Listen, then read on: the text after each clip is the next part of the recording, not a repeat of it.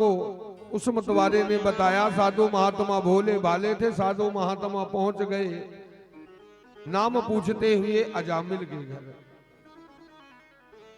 उस मतवाले के सिवा किसी दूसरे से जब नाम पूछते हैं तो वो घबरा जाते हैं, भगवान अजामिल के यहां क्यों जाते हैं, वो ठीक ठाक तो है नहीं। पर लोगों से क्या लेना देना, कौन किसका साथी है, कौन किसका यार है।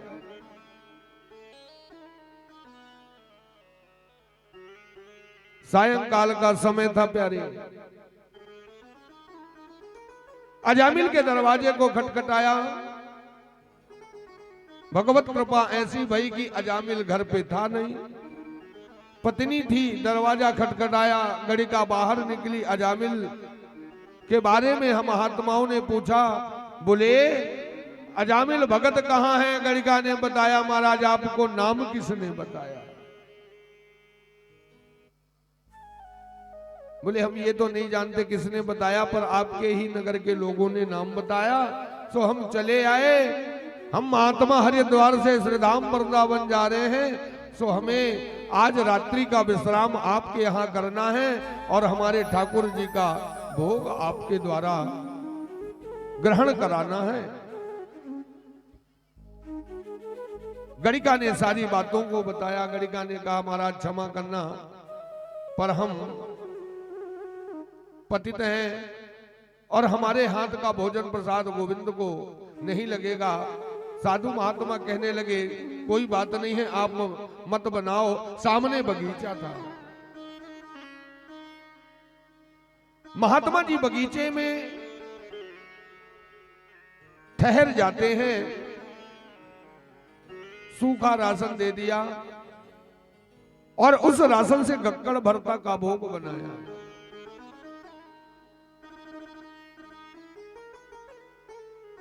गड़िका ने वृत्तांत बताया, महाराज पहले संत थे, अब डाकू हो गए, तो इनका जीवन कैसे चलेगा।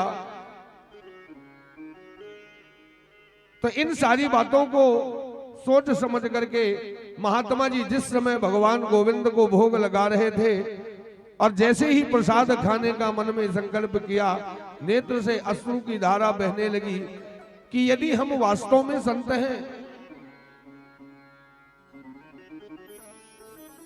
ना खाद्यन्ति फलानि वृक्षा पिबन्त नद्या स्वयमेव नद्यो।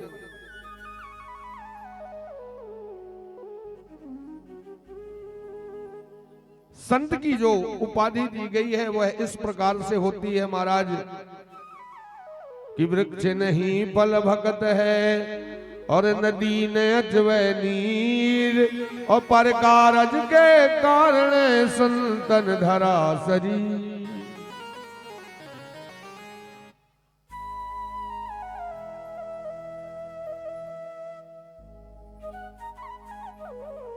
तो हमारा संत होने का कोई अर्थ नहीं यदि महाराज अजामिल को वैकुंठ ना मिला तो। रात्रि भोजन किए, विश्राम किए। तकरीबन 3 बजे रात्रि को महात्मा जी सो रहे थे। अजामिल आया और अजामिल आकर के देखता है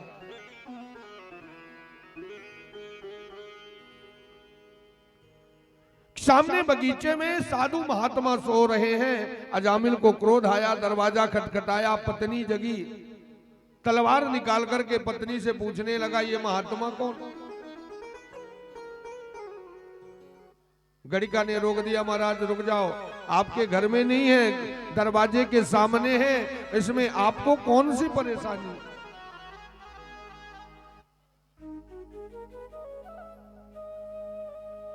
अजामिल जाकर के सो गया। प्रातः काल ठीक 4 बजे उठ करके साधु महात्मा स्नान आदि करके संध्योपासन करके और जैसे ही यात्रा प्रारंभ करने वाले थे, गड़िका का दरवाजा खटखटाए।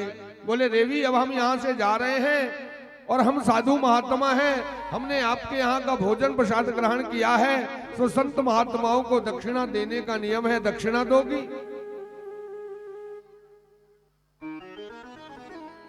पति देव आ गए हैं क्या। गड़िका ने कहा, हाँ महाराज अभी आए हैं, तकरीबन 1 घंटे पहले, सो रहे हैं। बोले जगाओ। जगाया। अजामिल आता है। महात्मा ने कहा अजामिल जी, हम आपके यहाँ का भोजन प्रसाद ग्रहण किए हैं, संत महात्मा है, हमें दक्षिणा दो।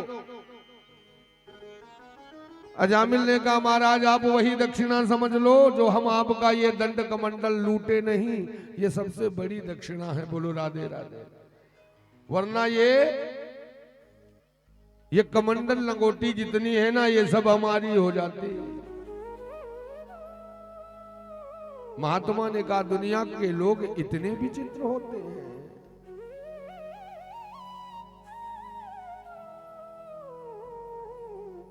महात्मा ने कहा महाराज हमें आपके धन दौलत से कोई लेना देना नहीं, ठाकुर जी का दिया सब कुछ है, लेकिन एक दक्षिणा चाहिए आपसे। बोले क्या? बोले आपके बालक कितने हैं?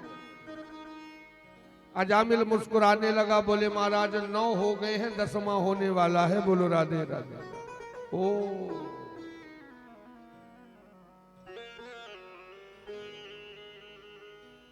तो हमें दक्षिणा के स्वरूप में इस 10वें बालक का नाम नारायण रख लेना, ये दक्षिणा दो।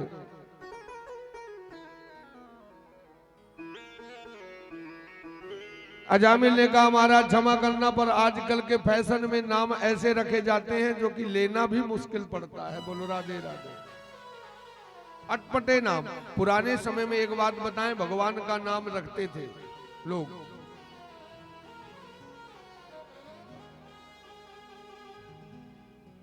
इसलिए भगवान का नाम रखते थे कि देखिए यदि हम भगवान का नाम वैसे ना ले सके तो बालक का नाम भी लेंगे ना तो भी भगवान का नाम होगा।